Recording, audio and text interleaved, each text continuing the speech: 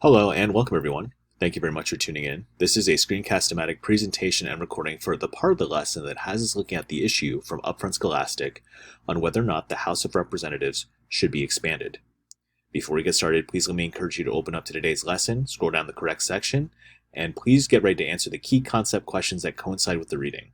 Please remember that when you are finished, your job is to provide your own response at the bottom in the extended response section as far as which side that you side on, and of course provide substantial reason why. Remember that you can play any part of this presentation for detail, clarity, or repetition later on. Let's go ahead and get started. Should the House of Representatives be expanded? For generations now, high school students have had to memorize the same pair of stats about Congress: 100 senators and 435 members of the House of Representatives. There have always been 2 senators from each state, but until the 1920s, Congress increased the size of the House every decade. Right after the census, the idea was to keep the chamber in sync with the country's growing population. Gradually, the House grew from its original 65 members to 435 after the 1910 census. It hasn't changed since. In 1929, Congress passed a law setting the size of the House at 435 members, but a growing number of experts are urging lawmakers to seriously consider expanding the House again. Now, 2 political policy experts, one from an organization that advocates for electoral reforms and another from a conservative think tank, face off about whether enlarging the House of Representatives is a good idea. Let's get to the yes side first. Yes, the House of Representatives, which is often called the People's House, was intended by the founders to be the closest of all the branches of government to the people who elect them. But that's not how it functions today, and that's in large part because the size of the House hasn't kept pace with our population. In 1790, each member of Congress represented fewer than 40,000 people. Today, each member represents about 710,000 people. And that's because, for more than a century since 1910, we haven't increased the size of the House. As our population has ballooned, it's now triple the number recorded in the 1910 census. And representatives have grown further and further away from ordinary people. We need to fix this. So a larger House would mean each member has fewer constituents, and that would mean that members are more in touch with those that they represent and better be able to serve their needs in Washington. Representatives with fewer constituents already tend to have higher approval ratings and can be seen more in touch with their voter concerns than those with bigger districts. This is important to boost confidence in our government at a time when many Americans have lost faith in it. A larger House would also facilitate other reforms.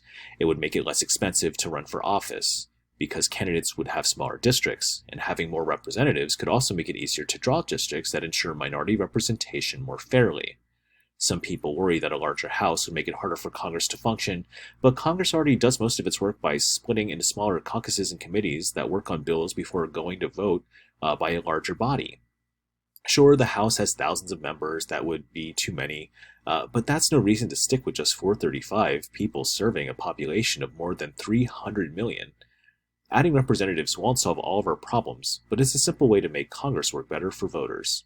And that thought is from Drew Spencer Penrose, from the Law and Policy Director of Fair Vote.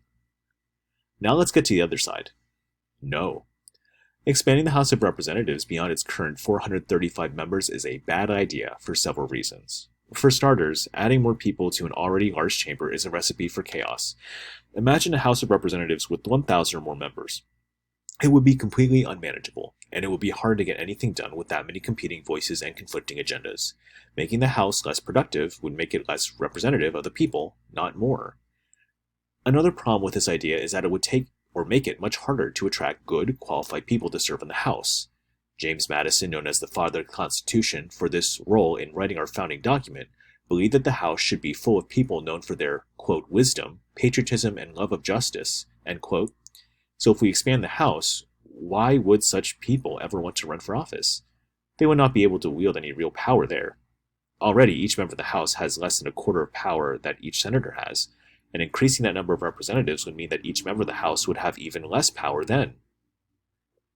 Also, it might make it easier to corrupt members too.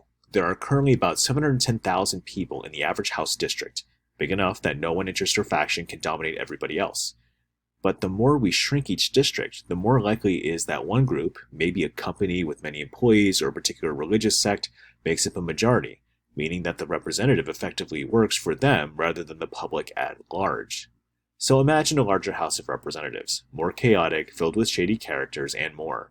The other branches of government, the Senate, the President, and the Supreme Court, are not going to want anything to do with such an unreliable partner.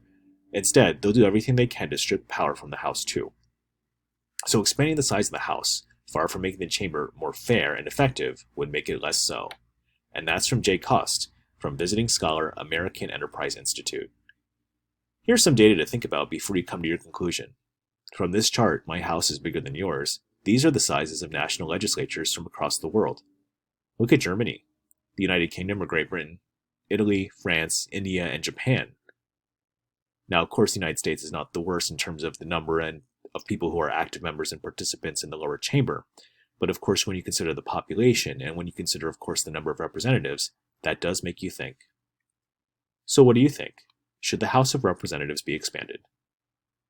Please provide a yes or no response and add detail and clarity for full credit.